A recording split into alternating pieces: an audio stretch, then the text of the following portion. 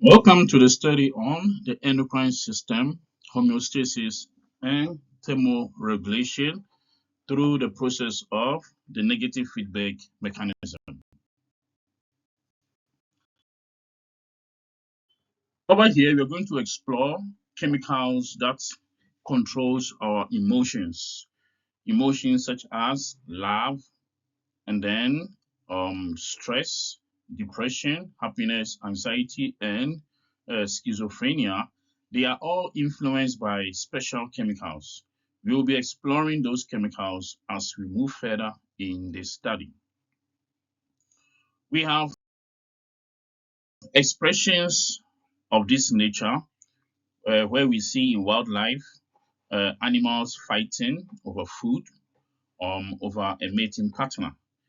Such events are also controlled by special hormones. One of it is adrenaline, and the other one is testosterone. They are released into the bloodstream and expressed in a form of aggression, fight, or flight situation. So, expressions like this or display of events of this nature are all influenced by special hormones called special chemicals called hormones. These hormones are controlled by the endocrine system, and that will form the foundation of our study. We're going to explore the endocrine system, homeostasis, and then thermoregulation. Now, homeostasis and thermoregulation, they both occur via the process called the negative feedback mechanism. So, let's go through the introduction. And over here, we are going to explore the following. First and foremost, various human mechanisms enable us to respond and to react to the outside environment. And the purpose of this is to maintain a constant internal environment. Internal environment refers to conditions within our cells and around our cells.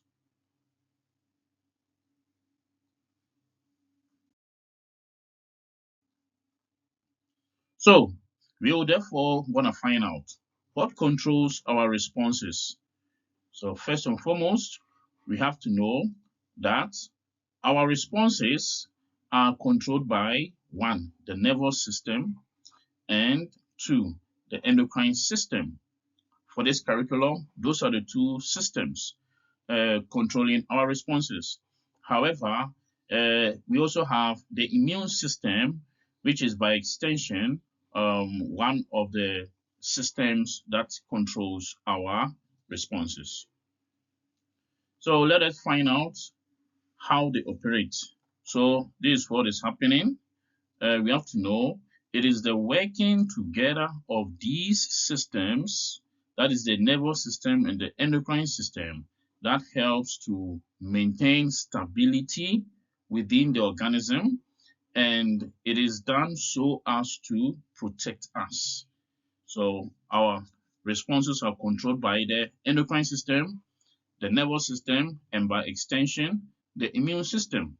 But then, according to the exams guide, we have to concentrate only on the nervous system and the endocrine system. These two systems, they work together to ensure that conditions within the organism are maintained in a stable manner. And the purpose is to protect us. Let us explore other questions further. How the nervous system responds to the environment. So this is how the nervous system responds to the environment. The response is rapid. In other words, a rapid response to stimuli. And then over here, the nervous system uses electrical impulses and neurotransmitters. So this is regarding the nervous system. Remember, there are two systems that enables us to respond to the environment. One is the nervous system.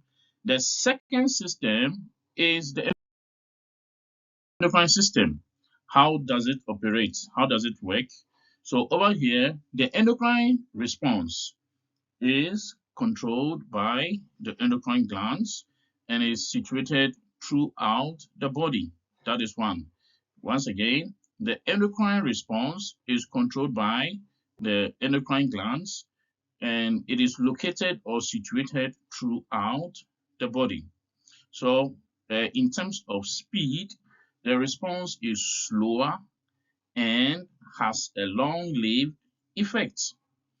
And then, moreover, there is a reason why responses within the endocrine system is way much slower and lasts longer than the responses we get from the nervous system. And the reason is because the endocrine glands, first of all, they produce and release specific hormones, and these hormones are released directly into the bloodstream, and the heart will have to pump this blood so that it will be circulated around the body. It makes the process a little bit slower compared to the nervous system, which utilizes electrochemical processes for bringing about a response.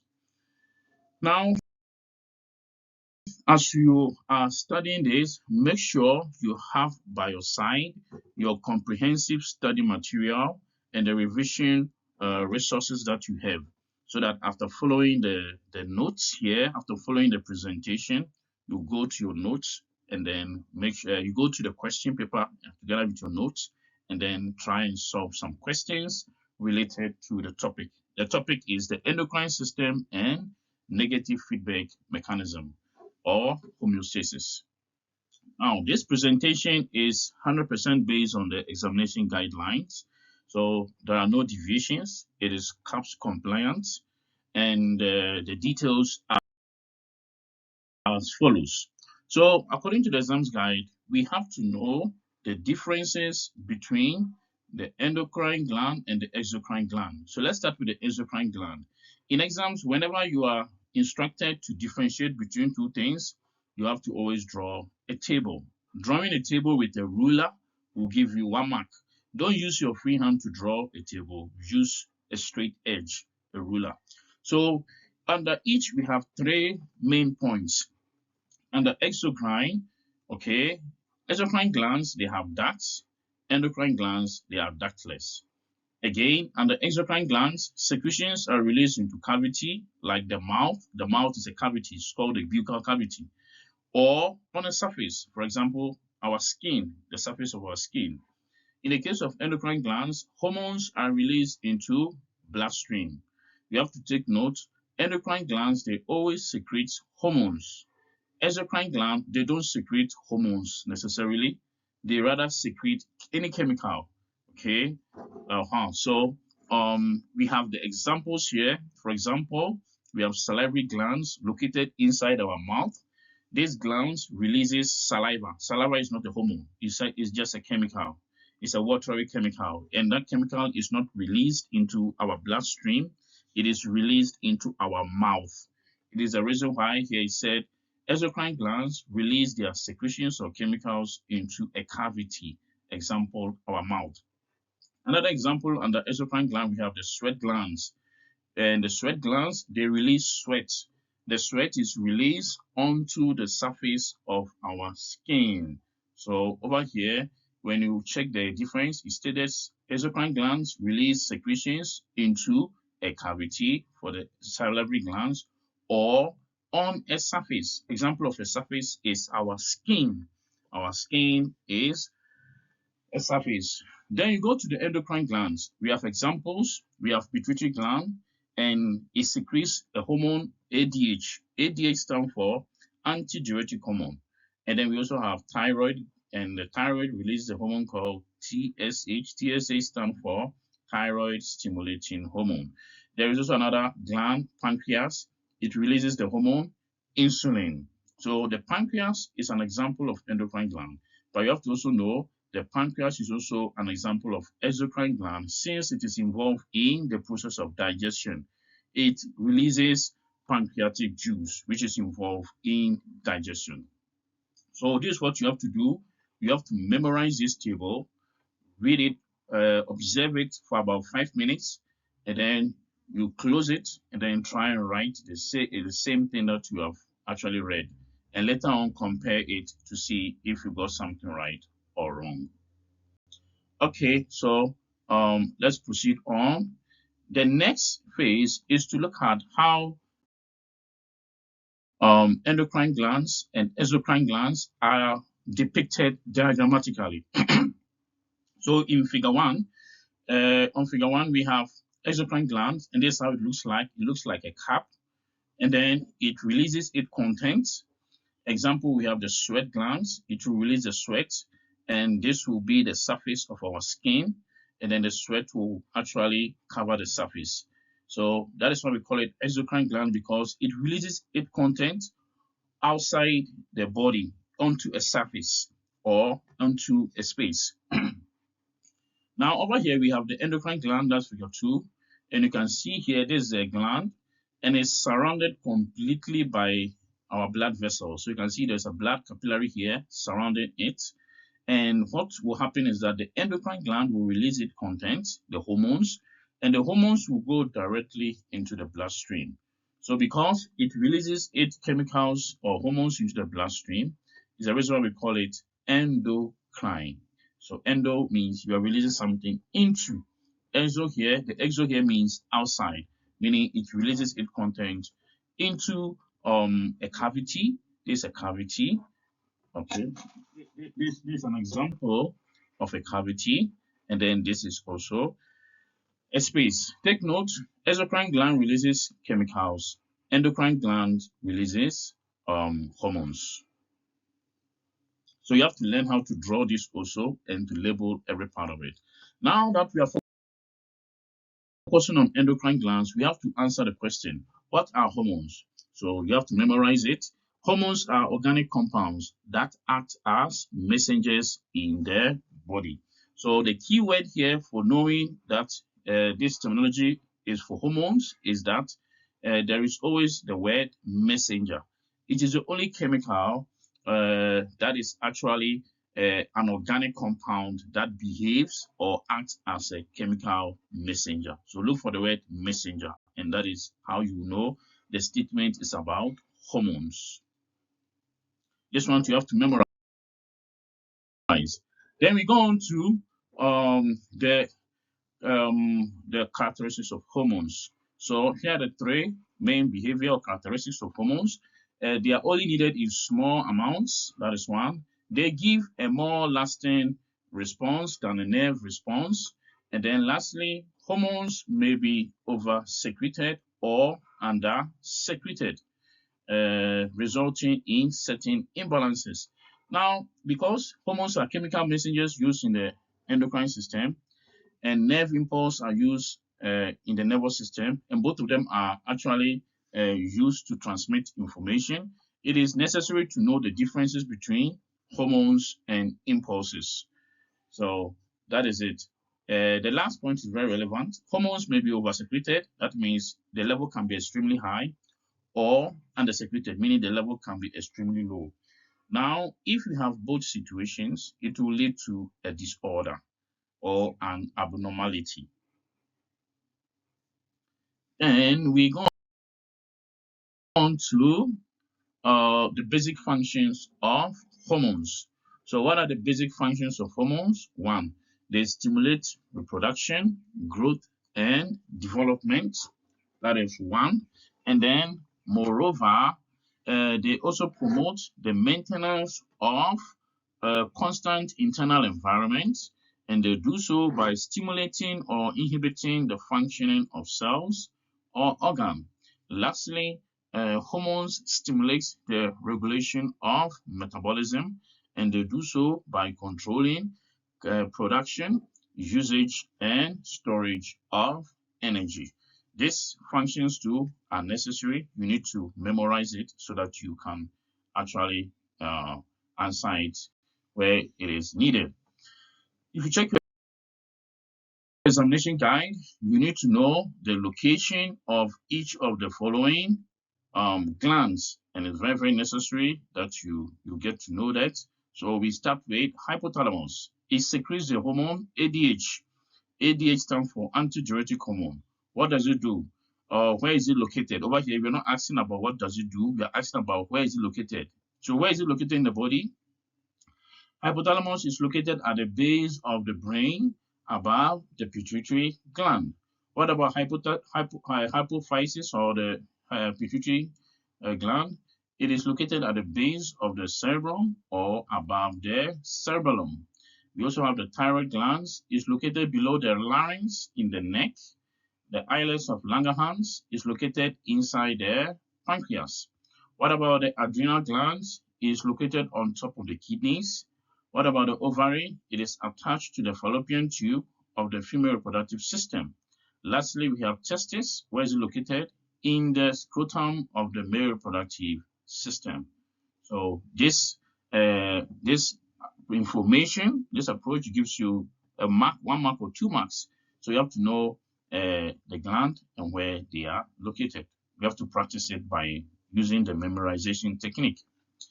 Then over here, we are going to look at how the endocrine system operates. So the functions of the endocrine system is divided into the following. First and foremost, there is a source gland secreting the hormone, and then the hormone is supposed to be transported through a channel, and then the channel will direct it to the target organ. So those are the channels, those are the sequence of events. We have the source gland, hormone, channel, and target organ. So let's look at an example here. We have the pituitary gland. The pituitary gland is therefore a source gland. It is the gland that secretes hormones like GH. What does GH stand for? It stands for growth hormone. So growth hormone is secreted by pituitary gland. And how does it actually travel inside our human body? It flows through our bloodstream. No matter where it is secreted, it always goes straight into the bloodstream. It enters our blood, and then it will be transported to the destination. The destination here is the target organ, and over here we have muscles and bones. Bones are also called here long bones. So that is one channel. Another example here, which explains the functioning of hormone. Again, we have pituitary gland as a source gland, and then it secretes the hormone, luteinizing hormone. So we have luteinizing hormone, LH. And where does it flow? LH flows through the bloodstream. No matter where, it will always enter into the bloodstream. And then from the bloodstream, it goes to its target organ or the destination, which is the ovary. And then over there, the ovary, it will stimulate the maturation of the Graafian follicle. So without a pituitary gland, there will be no luteinizing hormone. If there is no luteinizing hormone, then you won't find it also in the bloodstream. If there's no luteinizing hormone in the bloodstream, then the ovary will not be affected. Hence, there will be no formation of the Graafian follicle. Again, if there's no pituitary gland, it means there will be no GH, because pituitary gland is a source of GH. So if there is no pituitary gland, meaning there will be no growth hormone. If there is no growth hormone, it means that you won't also find it in the bloodstream. If there is no GH in the bloodstream, it means that the muscles and the bones, which are the target organ, will not be affected. So that's the general functioning of the endocrine system with regards to the hormones. And this is a diagram showing you the location and the functions of each gland and their hormones. You need to learn how to draw this diagram and how to label. You have to know all the hormones that are actually involved in this topic. The next phase, I'll be looking at the application of the basic functions of these hormones. And this part deals with explanation of high levels or low levels of these hormones, and then our emphasis will be on the effects. So pay attention. We are going to explore the effect of these hormones if their levels are extremely high or if their levels are extremely low. So I'll be using certain words. I'll be using all kinds of words, but for examination's sake, I'll be using many multiple words so that you will know their meaning if they are used in exams. So we have words like hyper and hypo. What is the meaning of hyper? Hyper here means in excess. When something is in excess, or high, we say the thing is hyper. What about hypo? Hypo here means low. The opposite of high is low. If something is not in excess, then it means that thing is deficient, or there's a lack of that thing. What about secretion? Secretion represents the substance being released. Over here, we're talking about hormones. So let's put the whole thing in context. Hypersecretion means overproduction or oversecretion of a hormone. And then hyposecretion means under secretion or insufficient or deficient production of a certain hormone. So we need to know that producing hormones in excess or in low levels can lead to abnormalities. So let's look at this situation quickly. So over here, I've picked this hormone, growth hormone, and we're going to study the consequence or the effect of having this hormone in high quantity or in low quantity. But before you can explain, since explanation attracts a lot of marks, you have to know the normal functions of this hormone. We're going to take only one function. So this hormone functions by regulating or controlling growth rates. In other words, for an organism, for a mammal, for a human being to grow, we need the normal or the optimum quantity of GH. This quantity will produce normal growth. So that is what we have here. Remember, we are talking about hyper and hypo. Hyper means the level is above normal. Hypo means the level is below normal. So now that we know what the normal is, let's look at the circumstance or the consequence if the level is hyper or hypo. So let's look at hyper secretion of growth hormone. So this is where we go. If a person is born with high levels or extremely or abnormally high levels of growth hormone, it will lead to, or this will be the consequence. So here you are explaining the consequence of high levels of growth hormone. This is one. It will lead to giantism or tallness. That is one mark. So if you have high levels of growth hormone in your body, that person will grow very tall or become a giant. That will give you one mark. Then you have to explain why the person is growing tall because of that hormone, because of GH. Then you continue to say, this is due to the elongation of long bones. The word elongation here means the bones becomes longer. It increases in length and becomes longer than normal.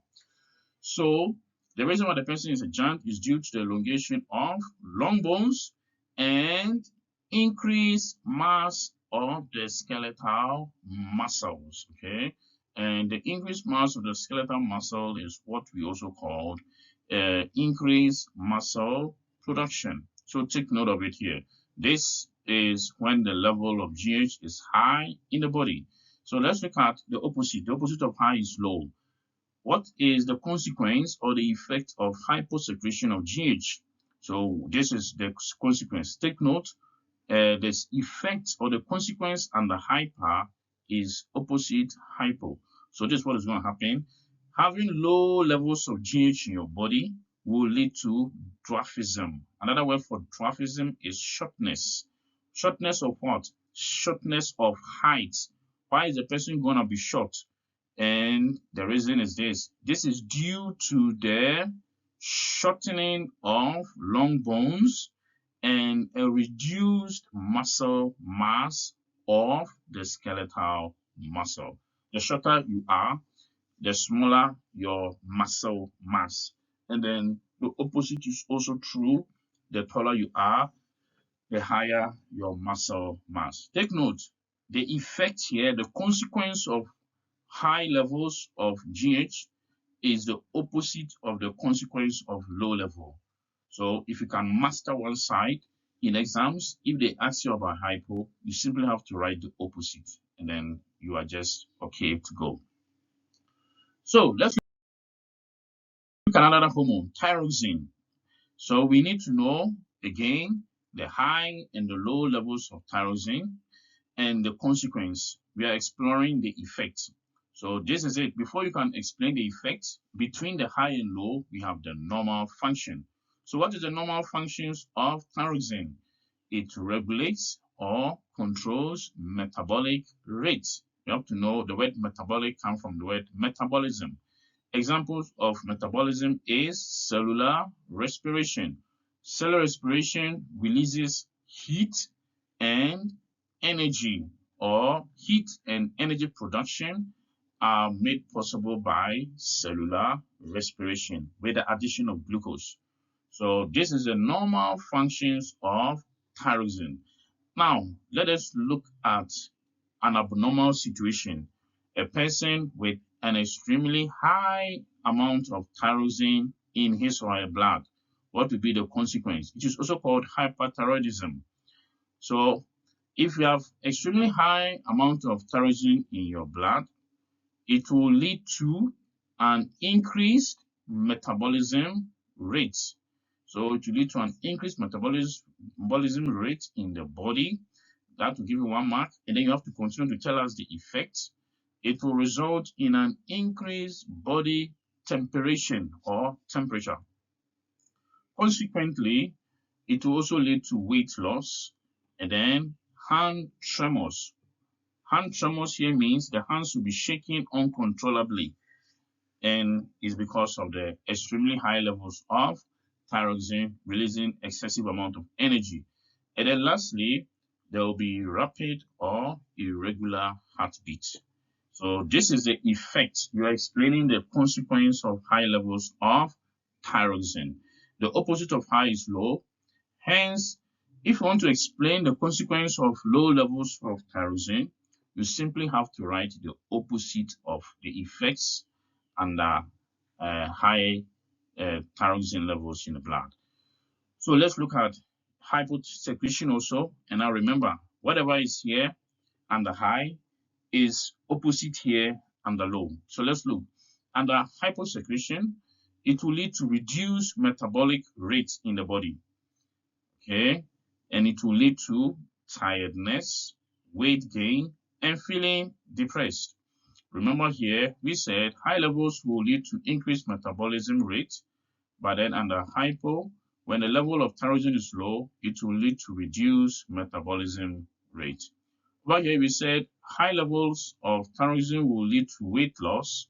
Over here, high levels of thyroxine will lead to weight gain. Now remember, thyroxine is supposed to release energy. So more thyroxine also means more energy. But if you don't have energy, how will you feel? You're going to feel tired. Tiredness is due to lack of energy. And then emotionally, the person is going to feel depressed. It's due to low energy levels. So you need to memorize this one also, which is very key. All right, now there are two diseases under the endocrine system, or two disorders under the endocrine system that you need to know. So the first one is on your screen. That is what you see here, a swollen neck. This condition is called goiter, swollen thyroid. Actually, it's not that the neck is swollen, it's because there's a special gland called the thyroid gland. When that thyroid gland is swollen, it is called goiter. What is the cause? It is caused by iodine deficiency. Now we need to explain why the thyroid gland swells. So this is the reason. The body needs iodine to produce thyroid hormone. The reason why the neck is swollen or the thyroid is swollen is because the body needs iodine to produce thyroid hormone. And if you do not have enough iodine in your diet, then the thyroid gland gets larger to try and capture all the iodine it can. And it does so that it can make the right amount of thyroid hormone. So this is an easy pick for you. It's an easy picking. Make sure you practice it. You go slide by slide.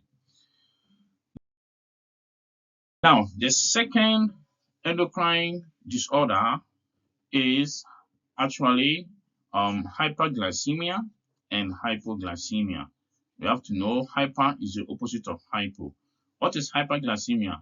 This is high levels of glucose. Another word for glucose is the word sugar in the blood. Now take note, the sugar is a lot in the blood of the patient. Now you need to explain, why is that the case? Sugar or glucose is supposed to give us energy. Why is the glucose roaming inside the blood? It's not supposed to be in our blood.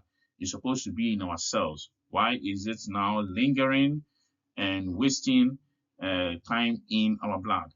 So the answer is this. This is due to low levels of the hormone insulin. Insulin is responsible for removing the glucose from our blood and then transfers them into our cells, so that it will be used for cellular respiration. So if your body does not secrete insulin, if there are no insulin in your blood, that means the glucose will remain inside the blood. So there are two possible reasons why your blood sugar level might be very high. One is due to lack of insulin, or that is for a healthy person.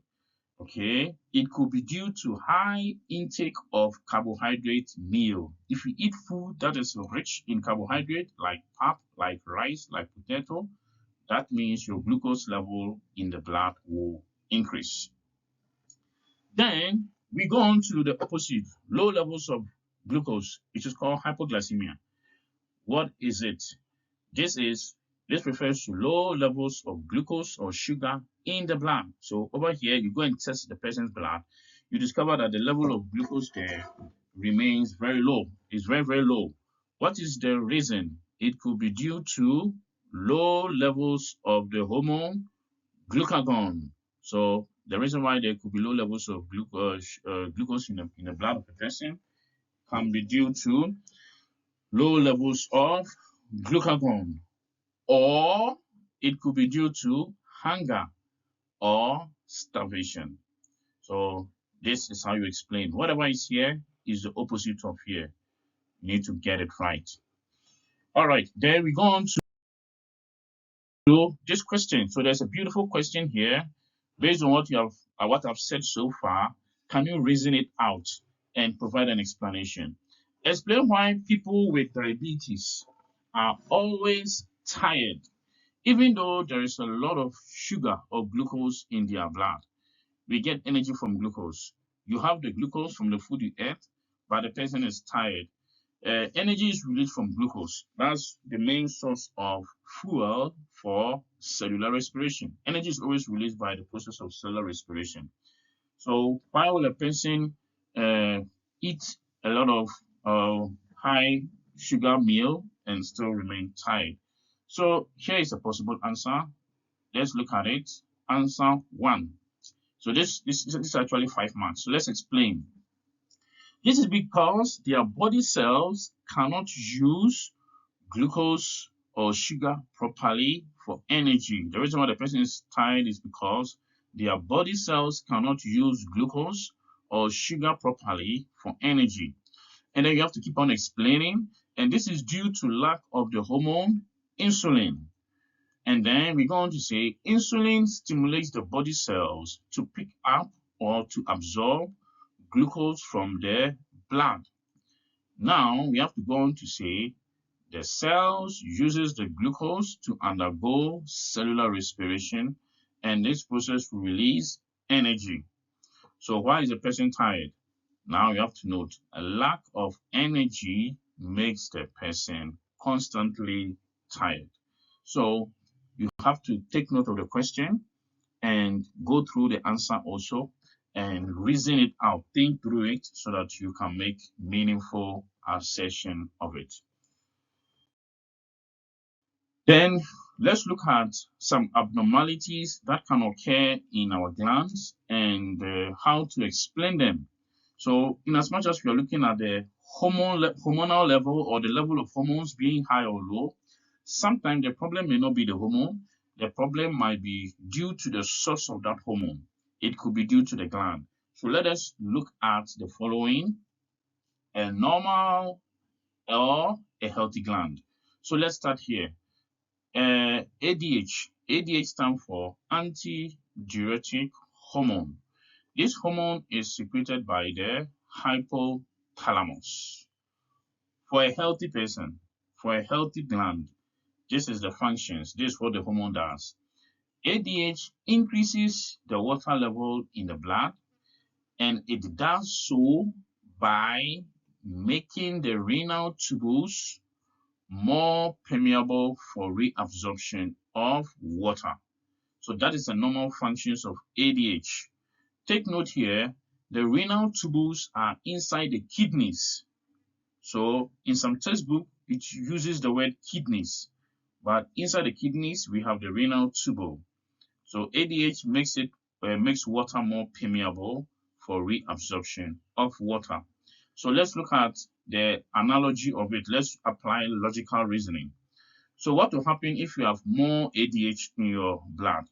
So this is it. More ADH means more water is reabsorbed. So you have to think outside the box. If more water is reabsorbed, then it means less water is lost from the blood. So the body will not lose water. The body will actually absorb more water into the blood. So let's check it out again. More ADH means more water is reabsorbed into the blood.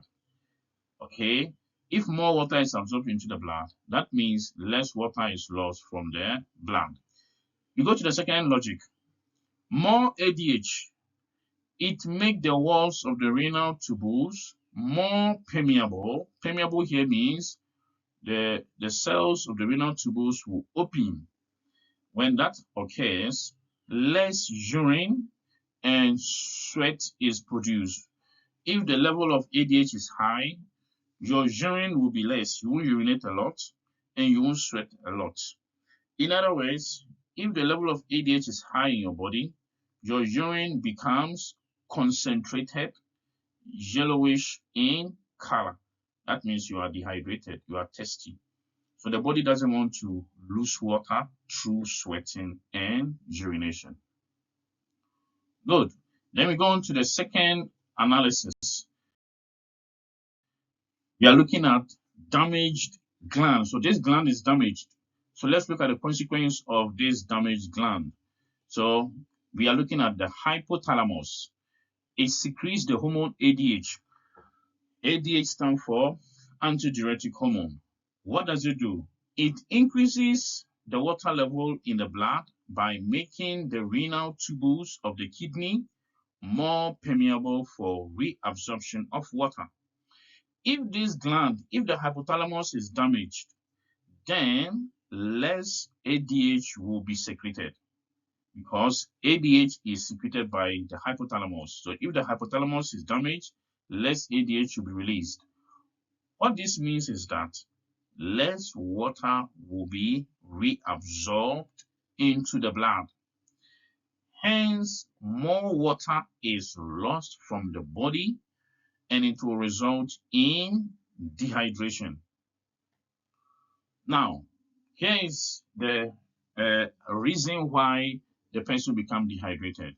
The reason is because the walls of the renal tubule will become less permeable or open for reabsorption of water back into the blood.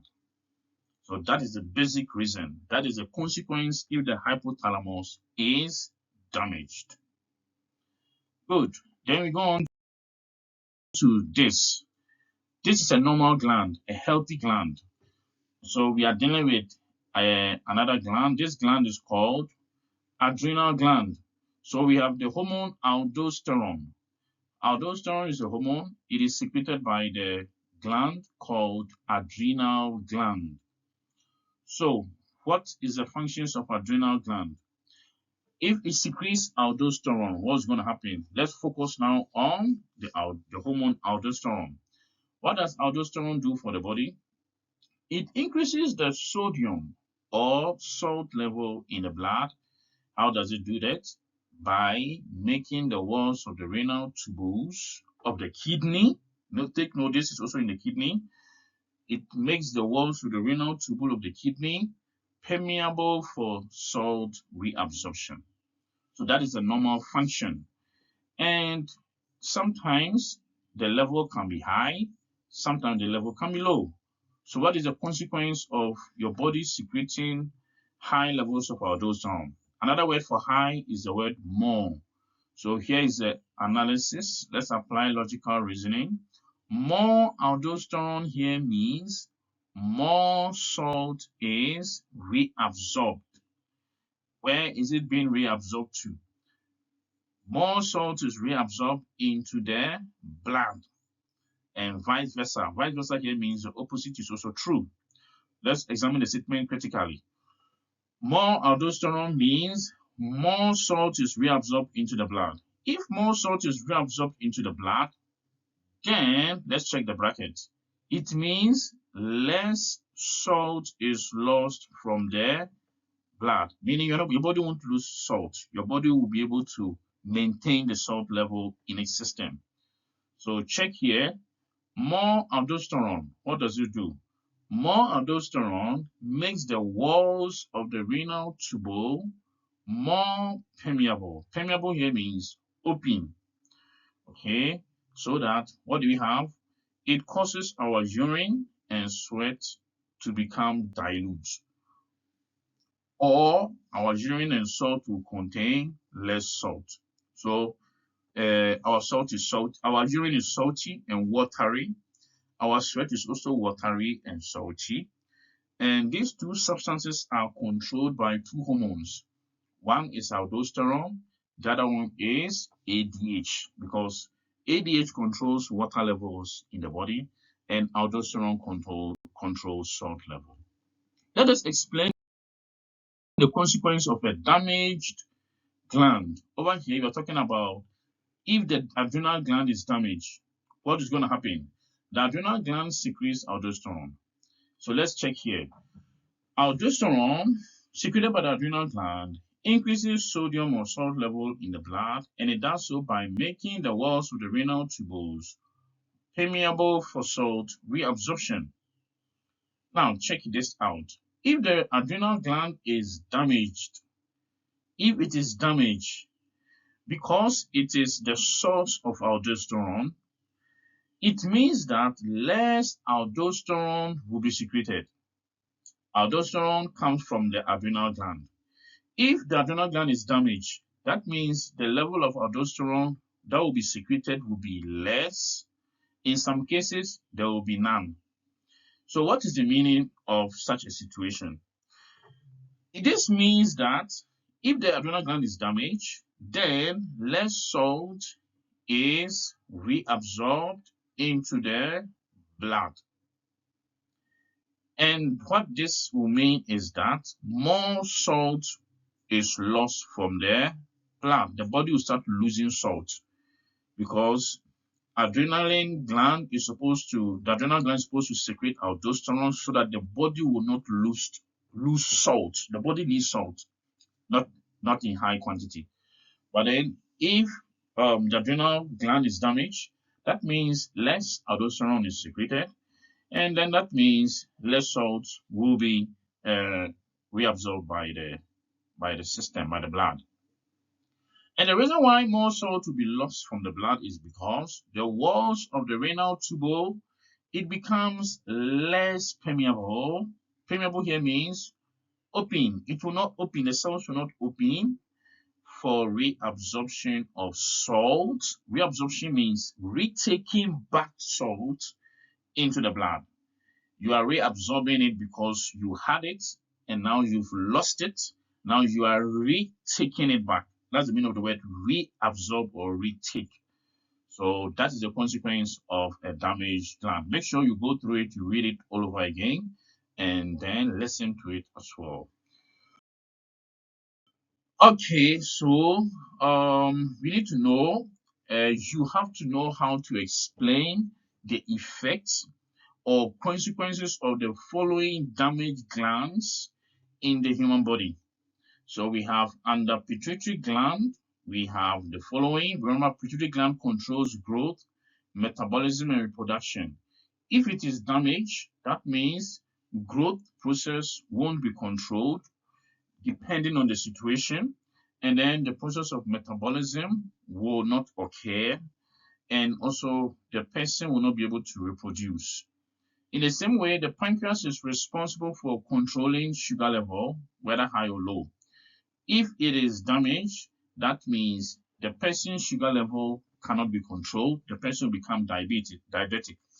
The testis is responsible for reproduction. If the testis is damaged, that means the person will not be able to produce sperms. Hence, there will be no fertilization, and the person will not be able to reproduce. Same applies to the ovaries. The ovary is responsible for producing ovum. If it is damaged, that means ovum production will not occur. It simply means fertilization too won't occur. And finally, the person will not be able to reproduce. The thyroid gland is there to regulate metabolism. If it is damaged, that means the process of metabolism will not be controlled. Yes. So this is actually the end of part one. This part is about the endocrine system. In the next part, I'll be exploring homeostasis, and then we'll end it there. Thank you very much. Make sure you go over again and make sure you know every part of it.